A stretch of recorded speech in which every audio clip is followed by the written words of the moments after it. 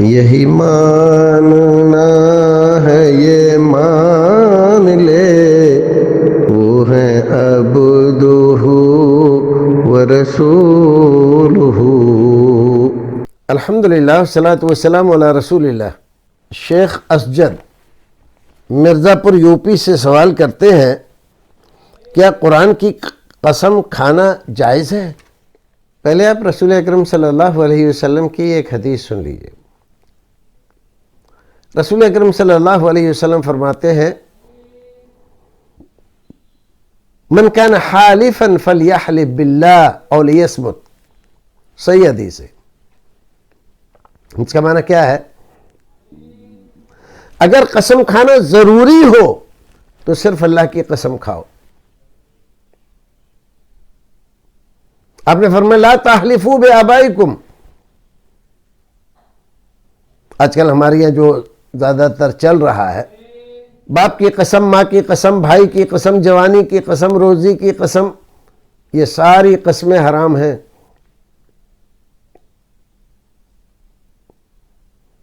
قسم کھانا ہے آپ کو، اول تو قسم کھائیے ہی مت۔ لا تجعلوا اللہ عرضۃ لایمانکم، منع کیا اللہ رب العزت نے۔ پھر اگر قسم کھانی پڑ رہی ہے، اگلا آدمی آپ کی بات پر یقین ہی نہیں کر رہا ہے جب تک آپ قسم نہ کھائیں، یا وہ آپ سے مطالبہ کر رہا ہے کہ قسم کھا کر کہو، تو آپ کو قسم کھانی پڑ رہی ہے۔ ایسے میں آپ قسم سچی کھائیے اور صرف اللہ کی کھائیے، صرف اللہ کی۔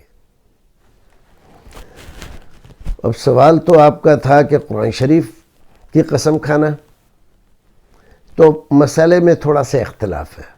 بعض علماء نے اجازت دی ہے کہ قرآن کی قسم ہم کھا سکتے ہیں اور بعض منع کرتے ہیں۔ اس بنیاد پر قسم کی اجازت دی قرآن شریف کی کہ قرآن بھی کلام اللہ ہے، یہ اللہ کی صفت ہے اور اس کی صفات اس کے غیر نہیں ہے۔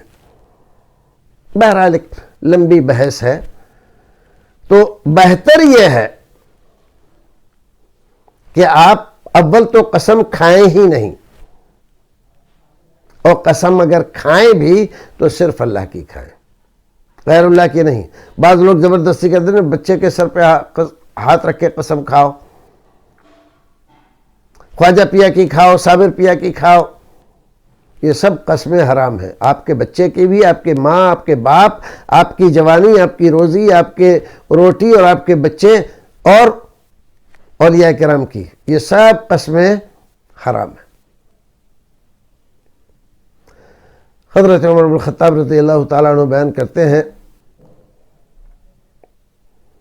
کہ ایک بار میں بازار میں ایک آدمی سے بات چیت کر رہا تھا، بے خیالی میں، خیال بھی نہیں تھا، بس ایسے ہی تو زبان سے نکل گیا وہابی۔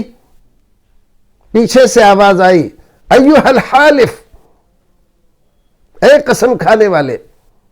تو میں نے مڑ کر دیکھا، کون ہے؟ دیکھا اللہ کے رسول ہے۔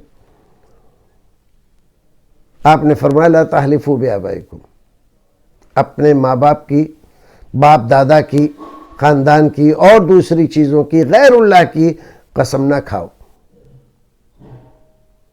کبھی نہیں۔ رسول اکرم نے منع کیا ہے اور فرمایا من کان حالفا فلیحلف باللہ او لیصمت، یا تو خاموش رہو،